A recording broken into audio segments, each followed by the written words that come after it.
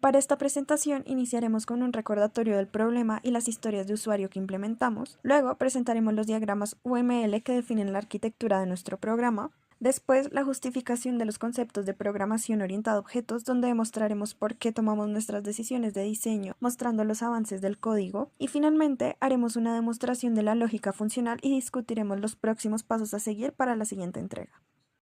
Como recordatorio, el objetivo general de nuestro ecogestor es desarrollar un simulador para registrar y analizar el uso de los recursos naturales, tales como agua, energía y residuos, para evaluar el impacto ambiental y proponer estrategias de consumo sostenible. Principalmente en esta segunda entrega nos enfocamos en implementar las 4 historias de usuarios principales, que es permitir al usuario registrar su consumo de agua y energía, permitir al usuario registrar el reciclaje de residuos, calcular el impacto total en emisiones de CO2 y generar un ranking basado en un sistema de puntuación para los usuarios.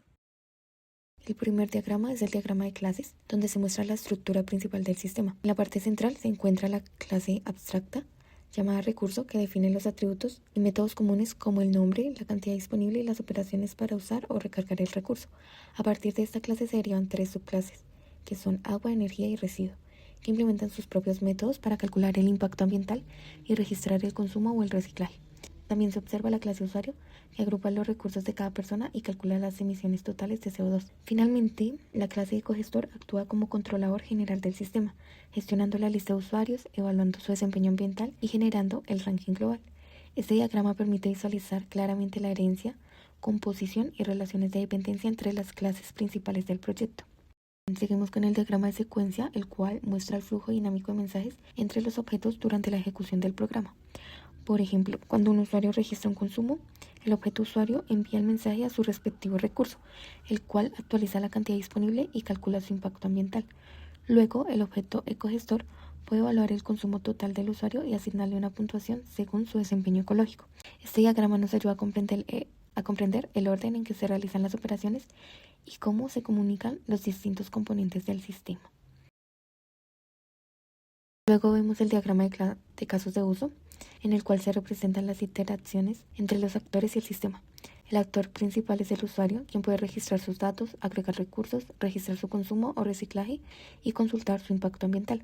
También se incluye al administrador o docente, que puede observar las estadísticas globales del sistema y analizar el rendimiento de los usuarios.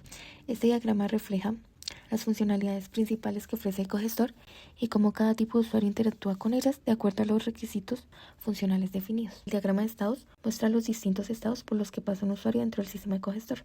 Inicialmente el usuario está en estado no registrado, luego pasa a registrado y después activo cuando hace uso del sistema. Durante su actividad puede entrar en evaluación para calcular su impacto ambiental y puntuación ecológica. Finalmente, puede quedar inactivo si se desconecta o termina su sesión. Este diagrama permite entender el ciclo de vida del usuario y las transiciones que ocurren a lo largo de su interacción con el sistema. En el diagrama de actividad se describe el flujo de acciones dentro del sistema. Comienza cuando el usuario inicia sesión o se registra. Luego puede elegir entre registrar consumo o reciclar materiales o consultar sus estadísticas. Finalmente, el sistema evalúa el impacto ambiental, actualiza la puntuación y muestra los resultados. Este diagrama es útil para representar los procesos lógicos y las decisiones que el usuario puede tomar en el simulador. En conclusión, los diagramas UML de ecogestor permiten visualizar tanto la estructura estática del sistema como su comportamiento dinámico. Gracias a ellos fue posible modelar las relaciones entre clases, las interacciones entre usuarios y las acciones principales del simulador, asegurando una arquitectura clara, modular y sostenible. Para seguir con el funcionamiento de nuestro proyecto, tenemos que ahora que tener claro cómo vamos a establecer el encapsulamiento, la composición, abstracción y herencia. Estos conceptos son cruciales porque nos permiten crear código más organizado, seguro, fácil de mantener y sobre todo reutilizable. En esta diapositiva podemos ver como tal la abstracción, que es la forma en la que se pueden enfocar las características y el comportamiento esencial del objeto, y en este caso de nuestro proyecto, ignorando los detalles irrelevantes en un contexto determinado. En nuestro ejemplo definimos una clase public abstract class recurso. Al ser abstract, estamos diciendo que aquí está la idea general de un recurso, pero no puedes crear un objeto de este tipo. La clase recurso tiene un contrato, establece que todo lo que sea un recurso como agua, energía y residuo debe tener ciertos métodos como usar o calcular impacto. De esta manera, obligamos a las clases hijas a implementar su propia versión específica de ese comportamiento. Esto hace que nuestro código sea muy flexible. Tenemos también la parte de herencia. Recordemos que la herencia es un mecanismo que permite que una nueva clase, la clase hija, adquiera los atributos y métodos de una clase ya existente, la clase padre o superclase.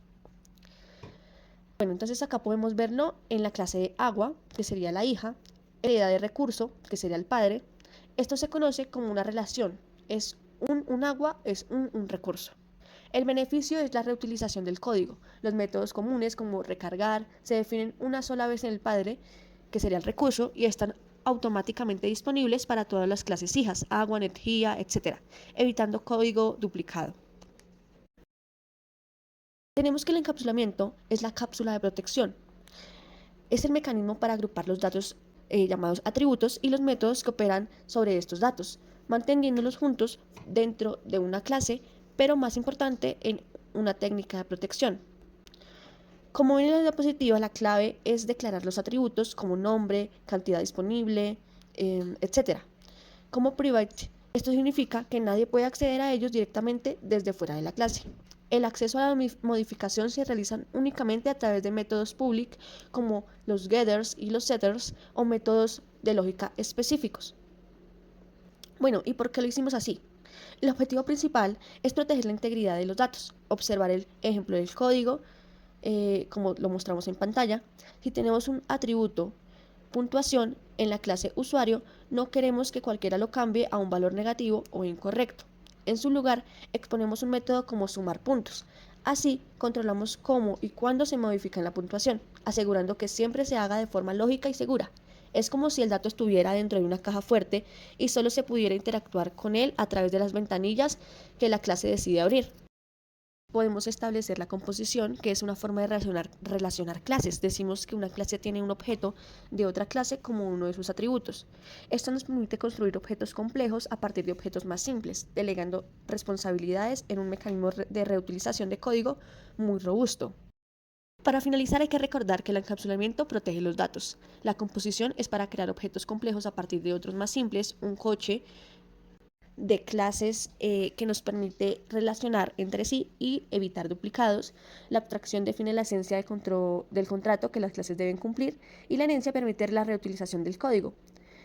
Estos principios nos permiten diseñar sistemas robustos y modulables, como podemos ver en nuestro proyecto.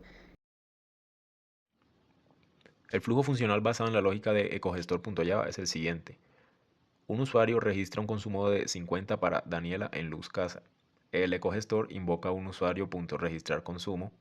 El sistema invoca el método calcular impacto de la clase energía.java. Este método detecta que el tipo es carbón y devuelve un impacto alto, por ejemplo 40. El ecogestor toma ese impacto y aplica la lógica de evaluar consumo, y como el impacto es muy alto, le asigna a Daniela la puntuación más baja. En el escenario 2 se registran 100 puntos en plástico para Juan Pablo. Registrar consumo detecta usando instance of residuo, que es un residuo, y llama al método reciclar. Se invoca calcular impacto de residuo.java, que devuelve un impacto negativo, por ejemplo menos 50. Evaluar consumo recibe menos 50. En nuestra lógica detecta un valor negativo y le asigna a Juan Pablo la puntuación más alta, 100. Finalmente, si llamáramos a gestor.mostrarranking, el sistema imprimiría a Juan Pablo primero y a Daniela última.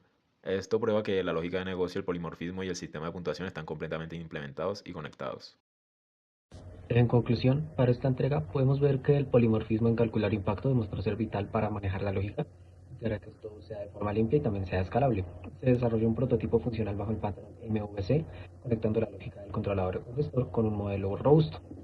Y para la entrega final nos enfocaremos en implementar y refinar la interfaz gráfica, implementar una persistencia de datos para que se puedan guardar y cargar usuarios y desarrollar la historia del usuario.